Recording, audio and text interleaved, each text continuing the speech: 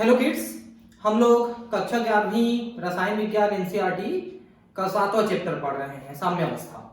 इसके पिछले 9वें वीडियो में मैंने आपको दुर्बल अम्लों का आयरन स्थिरांक बताया है, जिसमें हमने देखा कि कोई अम्ल दुर्बल है का मतलब है कि उसकी आयनन बहुत कम होती है। अगर मान लो हम 100 अणु डालते हैं जल में, तो कुछ अणु 2-4 अणु ही उसके आयनित होते हैं, बाकी अणु अनायनित रह जाते हैं और साम्यावस्था स्थापित हो जाता है। इसलिए उनका आयरन स्थिरांक बहुत कम आता है। ठीक है, जैसे -5, -4, 10 टू पावर -4, -5 इस टाइप से आता है। अब हम आगे बढ़ रहे हैं दुर्बल क्षारकों का आयरन।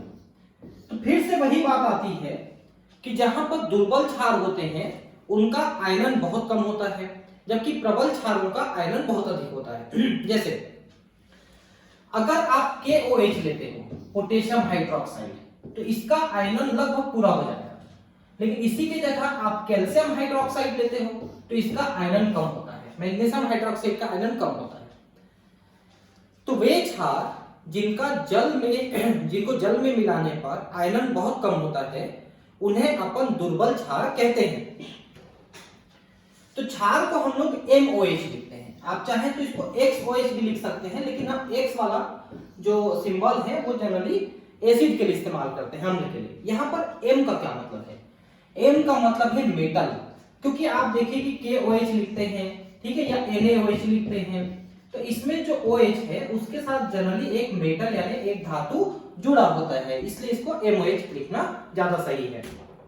ठीक है, तो इसको जब आप जल में डालते हैं तो ये M आयन और OH आयन में आयनित हो जाता है। अम्ल आयनन साम्यावस्थी की तरह दुर्बल क्षार आंशिक रूप से धन आयन और ऋण आयन में आयनित होते हैं।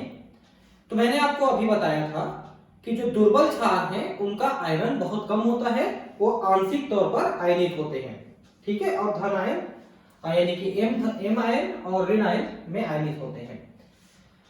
क्षारक आयनन के साम्यावस्थी स्थिरांक को क्षारक आयनन स्थिरांक कहा जाता है। क्योंकि यहाँ पर उनका आयनन बहुत कम होता है, इसलिए इनका आयनन स्थिरांक भी कम आता है। इसे हम KB से प्रदर्शित करते हैं, B फ्रॉम बेस। तो आयनन स्थिरांक बेस का यानी कि क्षार का हम प्रदर्शित करते हैं। सभी स्पीशीज की साम्यावस्था सांद्रता मोलरता में निम्नलिखित समीकरण द्वारा प्रदर्शित की जा सकती है। देखिए, KB का मतलब है M आयन और OH आयन की मात्रा, इनका गुणनफल भागित MOH की मात्रा। तो आप देखिए, जैसा हमने कहा कि MOH बहुत कम मात्रा में M आयन और OH आयन बनाता है, यानी ऊपर की मात्रा कम हो गई और नीचे की मात्रा ज्यादा हो गई, इसलिए यहां पर KB का मान भी कम आता है दुर्बल क्षार में। ठीक है, तो शुरू में मान लो हमने इस क्षार की C मात्रा को लिया है, ठीक है, और आयनन के बाद उसका जो अल्फा मात्रा है वो आयनित हुआ है।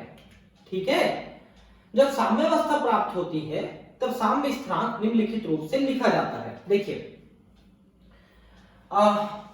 अपन जो साम्यावस्था स्थिरांक है उसको हमने इस तरह से लिखा है। ठीक है, ठीक। अब 298 केल्विन यानी 25 डिग्री सेल्सियस पर कुछ दुर्बल क्षार के आयनन स्थिरांक का मान दिया है। देखिए, तो यहां पर आपको क्या क्या चीज ध्यान रखना है। एक तो आपको इनके नाम ध्यान रखना है कि यहां पर जो नाम दिए हैं वो दुर्बल क्षारों के नाम है, क्योंकि क्वेश्चन में जैसा मैंने दुर्बल अम्ल का बताया था कि 3-4 नाम दे दिए रहेंगे और सबसे दुर्बल कौन है या उनको दुर्बल से प्रबल की ओर अरेंज करिए, ऐसा दिया हो सकता है। तो वैसे इसमें भी दिया हो सकता है। तो भले ही एक छोटा सा चार्ट ये दिख रहा है, लेकिन इसी से 20 प्रकार के क्वेश्चन बनते हैं। ठीक है, तो डाइमेथिल एमीन यानी CH3 ट्वाइस है, 2 बार है, डाइमेथिल है और एमीन है, ये दुर्बल क्षार है, 5.4 10 की घात -4। ट्राइएथिलेमीन ये और दुर्बल है, देख सकते हैं, 6.45 10 पर -5 है, तो और दुर्बल हो गया। अमोनिया और अमोनियम हाइड्रोक्साइड, इन दोनों का एक ही है, 1.77 10 की घात -5, यानी कि ये इससे भी दुर्बल हुआ, मतलब और दुर्बल हुआ। नीचे जैसे जैसे जा रहे हैं इसकी दुर्बलता बढ़ रही है, ध्यान रखना। क्विनाइन आपको याद है या मालूम है, क्विनाइन जो है मलेरिया की एक बहुत प्रसिद्ध दवा है जो सिंकोना ऑफिसिनेलिस नाम के एक पौधे की छाल से बनता है और मलेरिया में काम आता है। तो आजकल तो इसका प्रयोग नहीं करते हैं क्योंकि अब इसके प्रति जो मलेरिया के प्रोटोजोन है, जो रोगाणु है, वो प्रतिरोधक हो गए हैं, प्रतिरोधी हो गए हैं। तो क्विनाइन भी देखिए क्षार है 1.10 10 की घात -6, pyridine C5H5N pyridine 1.77 10 to power -9 और एनिलीन 65H5NH2 4.27 10 to power -10 और urea CONH2 twice 1.3 10 to power -14। तो यूरिया जो है एक प्रकार से क्षार है, आप देख सकते हैं, लेकिन इनका आयरन स्थिरांक बहुत कम है। तो ये बहुत दुर्बल क्षार है और नीचे जाते जा रहे हैं तो इनकी दुर्बलता और बढ़ते जा रही है, इनकी प्रबलता घटते जा रही है।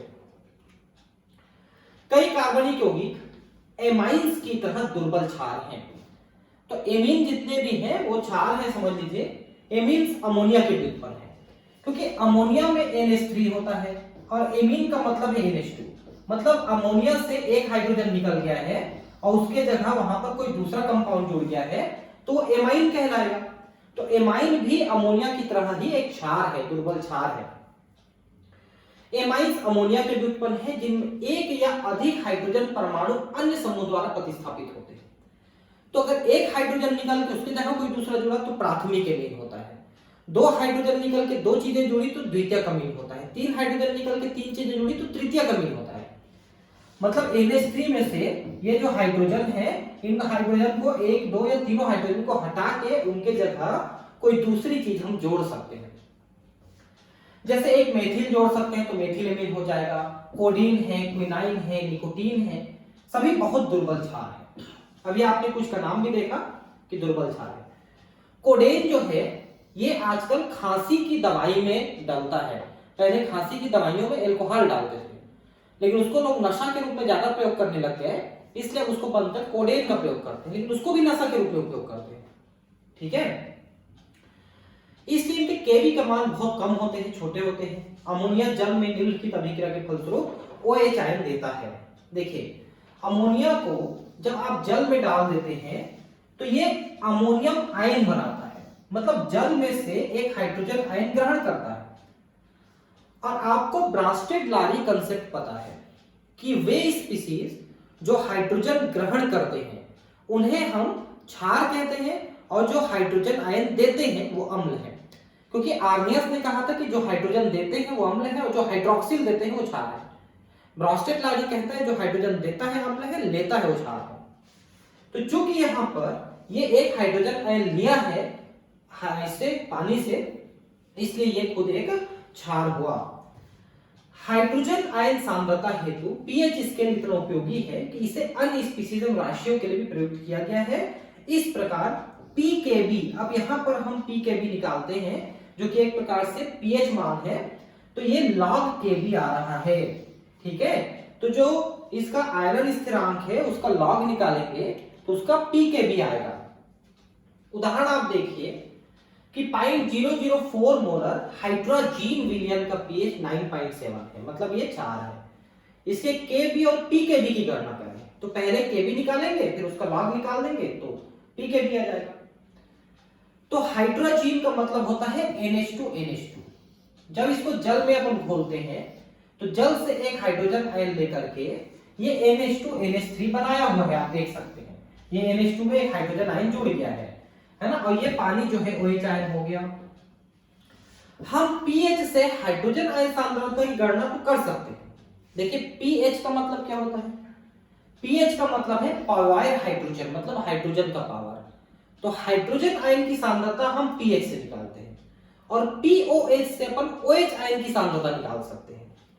ठीक है, हाइड्रोजन आयन सांद्रता ज्ञात करके और जल के आयनिक गुणनफल से हम हाइड्रोक्सिल आयन की सांद्रता की गणना करते हैं।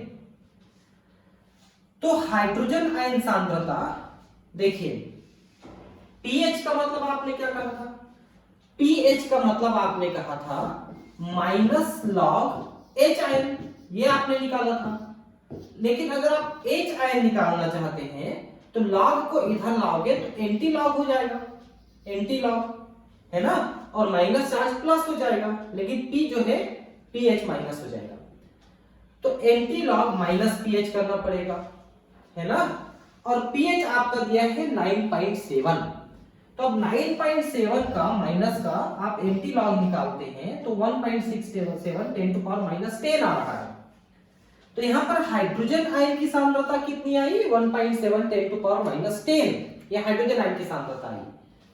और OH आयन की सांद्रता -14 में से इसको घटाओगे तो जितना बचेगा वो आएगा। तो ये देखिए Kw यानी जल का आयनन स्थिरांक भागित हाइड्रोजन आयन की सांद्रता। तो जल के आयनन स्थिरांक का मान आपको पता है 10 के घात -14, हाइड्रोजन आयन की सांद्रता आपने निकाली 1.67 10 टू पावर -10, इनको आपने गुणा भाग किया तो 5.98 10 टू पावर -5 आ रहा है। तो OH की सांद्रता आ गई 5.98 10 टू पावर -5, ठीक है। संगत हाइड्रोजीनियम आयन की सांद्रता का मान भी हाइड्रोक्सिल आयन की सांद्रता के समान होगा। हाइड्रोजीनियम आयन यानी कि H3O आयन की सांद्रता, ठीक है, ये भी हाइड्रोक्सिल आयन की सांद्रता के बराबर रहेगा। इन दोनों आयनों की सांद्रता बहुत कम है, अतः अवियोजित क्षारक की सांद्रता 0.004 मोलर ली जा सकती है। क्योंकि इनमें से इतना कम निकला है आयरन के लिए कि इसकी मात्रा कम हुई नहीं मानेंगे अपन, लगभग बराबर रहेगा ये मानेंगे। इस प्रकार Kb का मान निकालना है तो हाइड्रोजीन गुणित हाइड्रोक्सिल आयन भागित हाइड्रोजीन की मात्रा। तो ये देखिए हाइड्रोजीनियम आयन है, सॉरी ये हाइड्रोजीनियम आयन ना, हाइड्रोजीन का हाइड्रोजीनियम आयन, ये हाइड्रोजीनियम आयन है NH2 NH3, ठीक है, NH2 NH3 ये हाइड्रोजीनियम आयन है, ठीक है। तो इसकी सांद्रता हम निकालेंगे, हाइड्रोक्सिल आयन के बराबर रहता है और हाइड्रोक्सिल आयन की सांद्रता 5.98 10 टू पावर -5 है।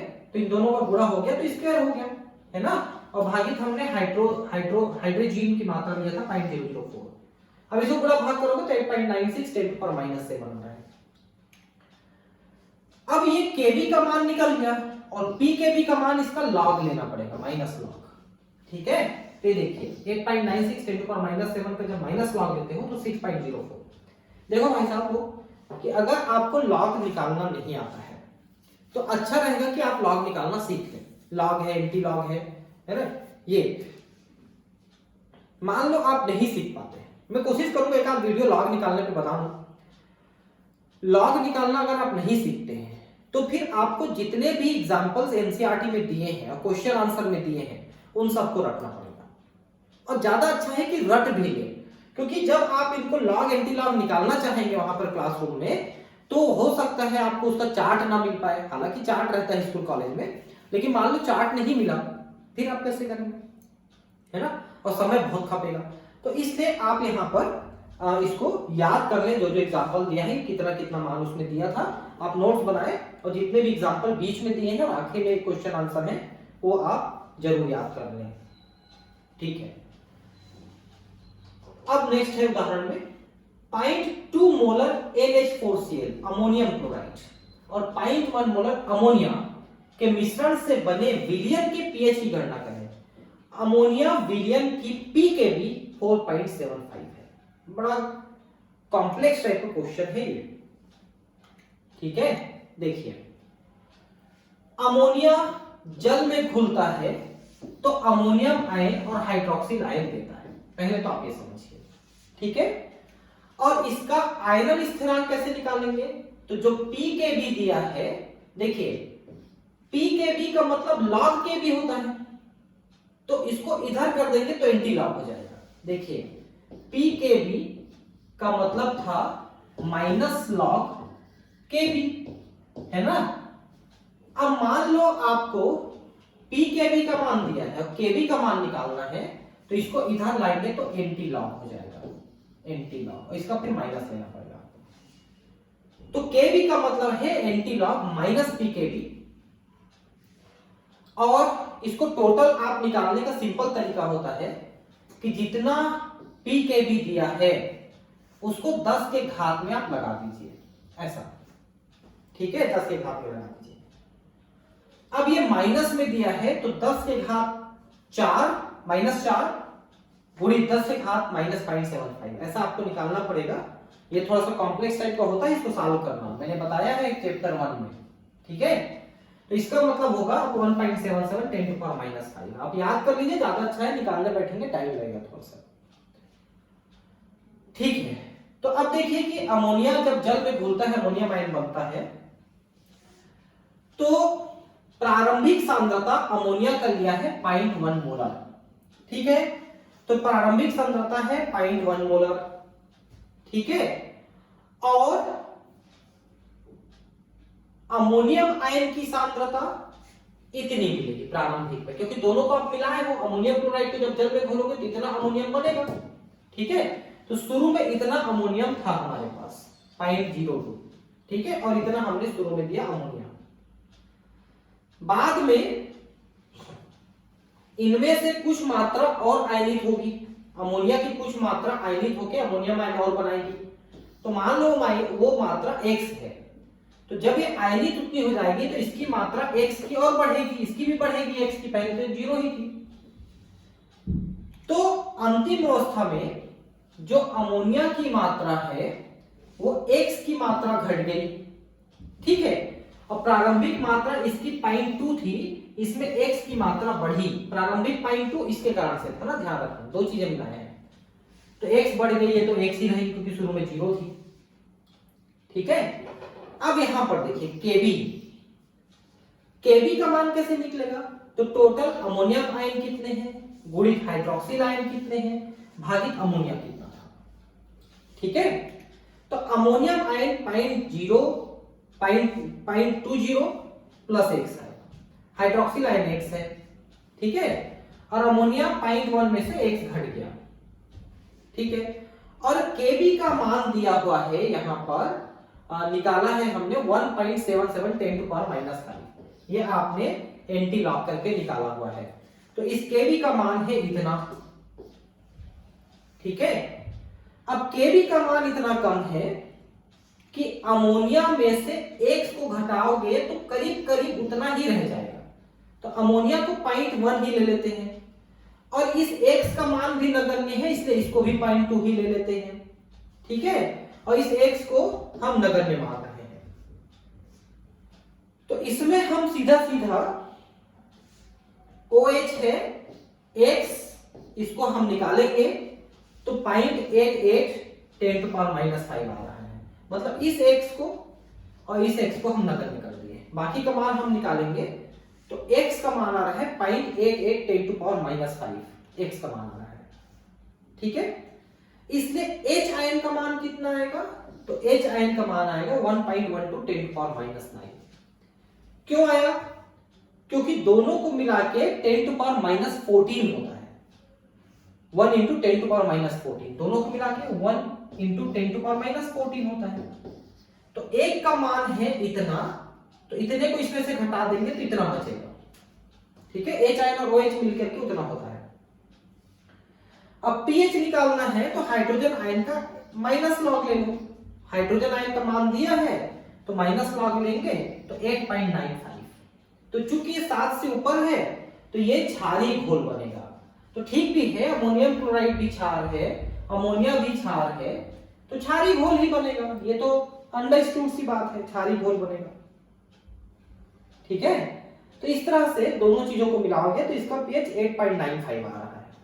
तो अब आपको इसमें ध्यान क्या देना था कि इसमें से इतना हमको अमोनियम आयन मिल रहा है, ये आपको जोड़ देना है अमोनियम आयन की मात्रा में। और अमोनिया जब घुलेगा तो उससे भी हमको अमोनियम आयन मिलेंगे। इन दोनों को जोड़ करके आपको टोटल कैलकुलेट करना है। तो थोड़ा सा ध्यान देके बना लेंगे तो आपका क्वेश्चन बन जाएगा, ऐसे कोई दिक्कत वाली बात नहीं है। Ka और Kb में क्या संबंध है? आयनन स्थिरांक एसिड का और बेस का, दुर्बल क्षार और दुर्बल अम्ल के लिए बात कर रहा है, हालांकि प्रबल के लिए भी आप बात कर सकते हो, कोई दिक्कत नहीं। इस अभ्यास में हम पढ़ चुके हैं कि एसिड का आयनन स्थिरांक और बेस का आयनन स्थिरांक अम्ल और क्षार की सामर्थ्यता को दर्शाते हैं। मतलब ये है कि दोनों के लिए हम बात कर रहे हैं। अगर इसका मान ज्यादा है तो प्रबल अम्ल, कम है तो दुर्बल अम्ल, और वैसे ये प्रबल क्षार या दुर्बल क्षार, मान ज्यादा या कम होने पर। संयुग्मी अम्ल क्षार युग्म में ये एक दूसरे से सरलतम रूप से संबंधित होते हैं। जैसे एक प्रबल अम्ल है तो उसका संयुग्मी क्षार दुर्बल होता है, और एक दुर्बल अम्ल है तो संयुग्मी क्षार प्रबल होता है। वैसे प्रबल क्षार है तो संयुग्मी अम्ल दुर्बल होगा, और दुर्बल क्षार है तो संयुग्मी अम्ल प्रबल होगा। तो इस बात को ध्यान रखेंगे। मतलब क्या है कि जो अम्ल है हाइड्रोजन लेके क्षार बनाता है, और जो क्षार है वो हाइड्रोजन लेके अम्ल बनाता है। तो जो अम्ल है उसका जो क्षार बन जाता है वो संयुग्मी होता है। ये मैंने आपको पहले की वीडियोस में अच्छे से बताया है, इसी चैप्टर में। यदि एक का मान ज्ञात है तो दूसरे को ज्ञात किया जा सकता है। अमोनियम आयन तथा अमोनिया के उदाहरण की विवेचना करते हैं। चलिए फिर से एक बार पढ़ते हैं। देखिए, अमोनियम आयन को जल में आप घोलते हो तो ये हाइड्रोनियम आयन और अमोनिया बनते हैं। आप इसको उल्टा करके समझ सकते हो कि अमोनिया को जल में घोलते हैं तो अमोनियम आयन और जल बनता है, ऐसा भी आप कर सकते हैं। तो यहां पर आप देखिए कि अमोनियम आयन हम लोग यहां पर एसिड की तरह समझ रहे हैं। क्यों? क्योंकि अमोनिया घुलता है तो उसका ये एसिड बनेगा, वो खुद क्षार है तो एसिड बनाएगा, ऐसा है। तो यहां पर Ka ले रहे हैं अपन, तो प्रोडक्ट अपान रिएक्टेंट है ना, तो प्रोडक्ट वो है, रिएक्टेंट ये है, तो उनको ऊपर में इसको नीचे में रखेंगे। 5.6 10⁻⁻10 ये आता है। देखिए, मतलब ये है कि अगर अमोनिया को जल में घोलेंगे, अमोनियम आयन को, तो अमोनिया बनने की घटना बहुत कम होगी, 5.6 10⁻10। लेकिन अमोनिया को जल में घोलेंगे तो अमोनियम आयन और हाइड्रोक्सिल आयन बनने की घटना ज्यादा प्रबल है। देख सकते हैं, उल्टी दिशा में हम चलाएंगे तो ज्यादा प्रबल है। और पानी के भी दो अणु आपस में आयनित होकर के हाइड्रोनियम आयन और हाइड्रोक्सिल आयन की कुछ मात्रा बनाते हैं, जिसका Kw यानी कि जल का आयनन स्थिरांक 10⁻⁻14 आता है। ये तो आप कई बार पढ़ चुके, इसको याद रखना है आपको, जल का आयनन स्थिरांक कितना है। तो अगर आप अमोनियम का आयनन स्थिरांक देखें तो यह अम्ल के रूप में, और अमोनिया का अगर हम आयनन स्थिरांक देखें तो ये क्षार के रूप में अपनी सामर्थ्यता दिखा रहा है। मतलब अमोनियम आयन अपने आप में एक अम्ल है और अमोनिया अपने आप में एक क्षार है। ठीक है। नेट अभिक्रिया में ध्यान देने योग्य बात यह है, ये नेट अभिक्रिया में ध्यान देने वाली बात यह है कि जोड़ी गई अभिक्रिया में साम्य स्थिरांक का मान Ka और Kb के गुणनफल के बराबर होता है। मतलब क्या है कि नेट अभिक्रिया क्या हुआ, जब दोनों अभिक्रियाओं को आप जोड़ दिए तो नेट अभिक्रिया ये हुआ, और इसका Kw आया ये, मतलब इन दोनों को आप जोड़ोगे तो इतना आ रहा है, इतना लगभग। ठीक है, ये देखिए Ka और Kb को आप जोड़ते हो, ठीक है, तो आपका देखिए इसमें जो फार्मूला हमने लिखा है उसी को यहाँ पर गुणा किया है ना, गुणा किया है, तो आप पूरा आप गुणा करके निकाल लीजिए तो आपका Kw के बराबर मान आ रहा है। देखिए 5.6 10⁻10 ये वाला और ये वाला, इन दोनों को आप गुणा करो ना तो 10⁻14 ही आ रहा है। तो अगर अमोनियम आयन को जल में घोलते हो और अमोनिया को जल में घोलते हो, ये दो रिएक्शन लेते हो, एक अम्ल की तरह एक क्षार की तरह व्यवहार करता है, दोनों का आयनन स्थिरांक लीजिए, दोनों को गुणा कर दीजिए, तो इसका मान जो है जल के आयनन के जैसा आएगा। ये एक बड़ी बात है, इस पे ना 8-10 प्रकार के क्वेश्चन बने हुए हैं। ठीक है, देखिए नीट में जो क्वेश्चन आते हैं ऑब्जेक्टिव क्वेश्चंस, वो भी मैं आपको कराऊंगा जरूर, लेकिन समय का थोड़ा सा अभाव हो जाता है मेरे पास, इसलिए मैं थोड़ा सा कम बना पाता हूं वीडियो। मैं कोशिश कर रहा हूं कि आपका जल्दी से जल्दी सिलेबस में पूरा करा दूं, है ना। ठीक है, और उसके बाद ऑब्जेक्टिव क्वेश्चन भी करेंगे। इसे इस सामान्यीकरण द्वारा बताया जा सकता है, दो या ज्यादा अभिक्रियाओं को जोड़ने पर उनकी नेट या अभिक्रिया का साम्यावस्था स्थिरांक प्रत्येक अभिक्रिया के साम्यावस्था स्थिरांक के गुणनफल के बराबर होता है। तो के net equal to K1 K2 K3 ये सब जोड़ते गुणा करते जाइए, ठीक है। इसी प्रकार संयुग्मी क्षार युग्म के लिए तो Ka और Kb का मान Kw के बराबर होगा। मतलब एक रिएक्शन में जो अम्ल है उसका संयुग्मी क्षार, इन दोनों का गुणनफल निकालोगे तो Kw के बराबर आएगा। यदि एक का मान ज्ञात हो तो अन्य को ज्ञात किया जा सकता है। यह ध्यान देना चाहिए कि प्रबल अम्ल का संयुग्मी क्षार दुर्बल तथा दुर्बल अम्ल का संयुग्मी क्षार प्रबल होता है। तो ये तो मैंने पिछले वीडियोस में कई बार बताया है कि संयुग्मी अम्ल क्षार क्या होते हैं और उनका आयरन स्थिरांक कैसा होगा, इस पे हम थोड़ी सी बात कर चुके हैं। वैकल्पिक रूप से उपयुक्त समीकरण Kw यानी कि जल का आयरन स्थिरांक, इसके एसिड और बेस यानी संयुग्मी अम्ल या संयुग्मी क्षार के क्षारक वियोजन साम्यावस्था अभिक्रिया से भी हम प्राप्त कर सकते हैं। देखिए तो यहां पर क्या है, देखिए बेस, बी फ्रॉम बेस, ठीक है। किसी भी क्षार को आप जल में डालते हो तो क्षार का मतलब है हाइड्रोजन आयन लेता है। तो ये देखो हाइड्रोजन आयन ले लिया और हाइड्रोक्सिल आयन बना दिया। तो इसका आयरन स्थिरांक ये देखिए BH आयन OH आयन यानी प्रोडक्ट अपॉन रिएक्टेंट। तो रिएक्टेंट में हम H2O को नहीं लिखते क्योंकि इसका जो सांद्रता है वो जरा भी परिवर्तन नहीं होता उसमें, बहुत कम, इसलिए नहीं के बराबर। तो एक मान लेते हैं उसको, जल की मात्रा को एक ही मान लेते हैं, इसमें कोई अंतर नहीं आता, ऐसा मान लेते हैं। क्योंकि मान लो इसमें कई करोड़ अणु हैं और एक अणु उसमें से कोई यूज हो गया तो कोई फर्क नहीं पड़ता। मान लो आपके पास सैकड़ों करोड़ रुपए हैं, उसमें से 1 रुपया अगर आपने दे दिया तो क्या आपकी धन दौलत में कमी आ गई? नहीं आई। ऐसे ही इसको मानते हैं, तो इसको एक ही मान लेते हैं, तो इसमें कमी भी नहीं मानते हैं। क्योंकि जल की सांद्रता स्थिर रहती है अतः इसे हर से हटा लिया गया है। क्यों? क्योंकि इसकी मान हम एक लेते हैं।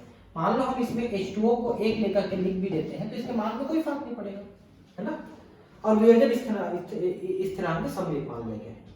तो पी समीकरण को H आयन से गुणा कर रहे हैं तथा भाग देने पर अब क्या होगा, देखिए ऊपर नीचे H आयन लिखेंगे अपन, तो इसके ऊपर भी H आयन और नीचे भी H आयन लिखते हैं। पहले देखिए ऊपर लिख दिया और नीचे लिख दिया H आयन। तो अब ऊपर देखिए, ऊपर H आयन को हम ये इसको बीच में घुसा दिए, देखिए OH और H आयन को एक साथ ले लिया, ठीक है, और BH आयन लिखे और नीचे BH आयन। तो अब ध्यान दीजिए कि OH और H आयन का मतलब KW होता है और BH आयन और BH आयन कट गए, ठीक है। या फिर BH आयन को आप लिखते हो तो Ka लिख सकते हो, तो BH ion BH ion cut गए ऐसा मानते हैं अपन। तो कुल मिला के हो गया KW अपान Ka, ठीक है, इक्वल टू Kb। तो Ka लिखना चाहोगे तो KW बटा Kb लिखना चाहेंगे, या KW लिखना चाहेंगे तो इसको इधर ले आएंगे। मतलब ये तीनों का मान, मतलब यहाँ पर एक Kb हुआ, Kb equal to KW upon Ka। अब इसको कैसे भी इधर उधर करिए, आपकी इच्छा अनुसार, कोई दिक्कत नहीं, ठीक है। ध्यान देने वाली बात है, यदि दोनों ओर लघुगुणक किया जाए तो संयुग्मी अम्ल संयुग्मी क्षार के मानों को संबंधित किया जा सकता है, ठीक है। तो Ka Kb Kw के में Pp लिख सकते हैं आप यहाँ पर, ठीक है, साम्यावस्था स्थिरांक को बदल सकते हैं और इसका मान आता है 14। तो Pkw का मतलब है 14, ठीक है, आयरन स्थिरांक का मान यहाँ पर 14 आ रहा है, ठीक है। प्रोडक्ट, अब आयरन स्थिरांक, आयरन कांस्टेंट, ठीक। अब एक उदाहरण देखते हैं अपन, ये उदाहरण काफी लंबा है, ध्यान देंगे, ठीक है ना। 0.05 मोलर अमोनिया विलयन की आयरन की मात्रा और पीएच ज्ञात करना है। अमोनिया के आयरन स्थिरांक का मान तालिका 7.7 में दिया गया है। अमोनिया के संयुग्मी अम्ल का आयरन स्थिरांक भी ज्ञात करें। जल में अमोनिया का आयनन कैसे होता है? तो अमोनिया जल में घुल करके अमोनियम आयन और हाइड्रोक्सिल आयन बनाता है। अब देखिए आयनन की सांद्रता की गणना कैसे कर सकते हैं। तो यहां पर आप देखिए 0.05 मोलर अमोनिया विलयन लिए हुआ, तो इसमें से कुछ मात्रा आयनित हो गई है, ठीक है। तो जो कुछ मात्रा है वो अल्फा है, C में से अल्फा मात्रा वियोजित हुई, तो हाइड्रोक्सिल आयन की मात्रा बनी C अल्फा। तो 0.05 आपने शुरू में अमोनिया लिया था, उसकी अल्फा मात्रा वियोजित हुई है, उसको गुणा कर देंगे तो हाइड्रोक्सिल आयन निकल जाएगा।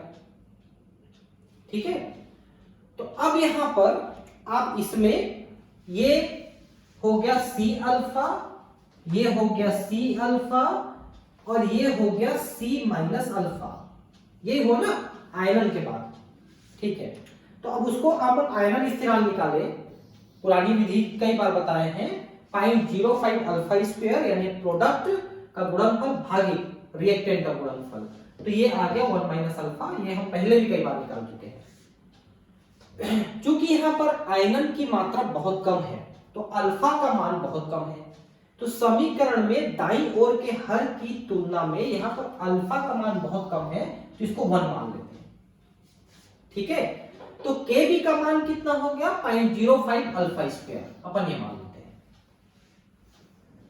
ठीक है, तो अब यहां पर देखिए Kb का मान C अल्फा स्क्वायर, ठीक है, Kb का मान C अल्फा स्क्वायर, तो अल्फा का मतलब क्या होगा Kb माइनस C, और C का मतलब 0.05, इसको ले लो ना सीधा सीधा यहां पर 0.05 अल्फा स्क्वायर है ये। ठीक है, अब आप क्या करो, इसको आप इधर ले आओ, तो 0.05 हो गया नीचे में, ये अल्फा स्क्वायर हो गया। अब अल्फा लिखने के लिए आप इसको अंडर रूट करो। अब Kb का मान सारणी से आप देखिए, तो Kb का मान सारणी में दिया है 1.77 10 टू पावर -5 भागित 0.05 और ये पूरा का अंडर रूट।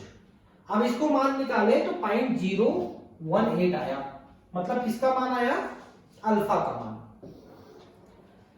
आयरन इतनी हुई है, अल्फा का मान इतना आया है, मतलब आयरन इतनी हुई है।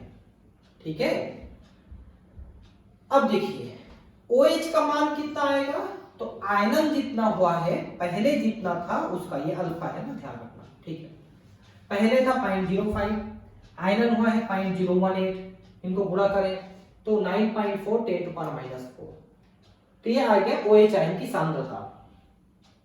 ठीक है, H आयन की मात्रा कितनी होगी, तो Kw equal to H ion into OH ion था, OH आयन की मात्रा निकल गई। Kw का मान आपको मालूम है 10 की घात -14 होता है, तो ये देखिए 10 की घात -14 भागित 9.4 10 टू पावर -4। ठीक है, और ये आ गया 1.06 10 टू पावर -11। ठीक है, ये उत्तर आ गया। ये आया आपका हाइड्रोजन आयन की सांद्रता, इतनी आई हाइड्रोजन आयन की सांद्रता। ठीक है, अब पीएच निकालना है, तो हाइड्रोजन आयन की जो सांद्रता निकली है उसका माइनस लॉग कर दो। माइनस लॉग किए तो लगभग 11 आया, ये देखिए 11 है तो लगभग 11 आएगा, तो 10.97 ये आ गया। तो पीएच आया 11 का मतलब ये क्षार हुआ। संयुग्मी अम्ल क्षार युग्म के लिए संबंध प्रयुक्त करने पर Ka into Kb equal to Kw। अब आपको क्या क्या मिला है, तालिका से आप निकाल लेंगे, Kb मिल जाएगा आपको अमोनिया का, Kw आपको पता है 10 टू पावर -14 होता है। ठीक है, तो Kb का मान आया 1.77 10 टू पावर -5, ये तो आप पहले ही निकाल चुके हो। ठीक है, तालिका से। और Kw का मान भी आपको पता है, तो Ka का मान निकालने के लिए Kw के भागित Kb कर दीजिए तो आ जाएगा मान। ये देखिए, तो ये आ गया 5.64 10 टू पावर -10, तो ये आ गया Ka का मान, यानी एसिड का आपका आयनन स्थिरांक आ गया। बस आ गया उत्तर। ठीक है,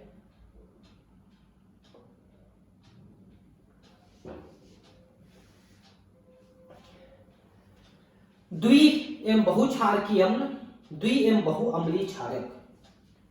मैंने पिछले वीडियो में आपको एक चीज बताया कि अम्ल की क्षारकता होती है और क्षार की अम्लीयता होती है। मतलब क्या कि अम्ल जो है हाइड्रोजन आयन देता है, ये उसकी क्षारकता है, और क्षार हाइड्रोजन आयन लेता है, ये उसकी अम्लीयता है। तो जो अम्ल है वो 1 हाइड्रोजन दे सकता है, 2 हाइड्रोजन दे सकता है, 3 हाइड्रोजन दे सकता है। तो एकल क्षारकता, द्विक्षारकता या त्रिक्षारकता ऐसा होता है। वैसी क्षार जो है एक हाइड्रोजन, दो हाइड्रोजन, तीन हाइड्रोजन ले सकता है, तो उसकी एकल, द्वि या बहु क्षारक अम्लता कहलाती है। अम्ल की क्षारकता क्षार की अम्लता होती है। ठीक है, तो इनको थोड़ा सा ध्यान रखना। देखिए अब ऐसे कौन कौन अम्ल और क्षार हैं जिनमें एक से ज्यादा अम्लता और क्षारीयता होती है। ठीक है, तो इनको हम लोग अब नेक्स्ट वीडियो में पढ़ेंगे। ठीक है, मिलते हैं। Thank you.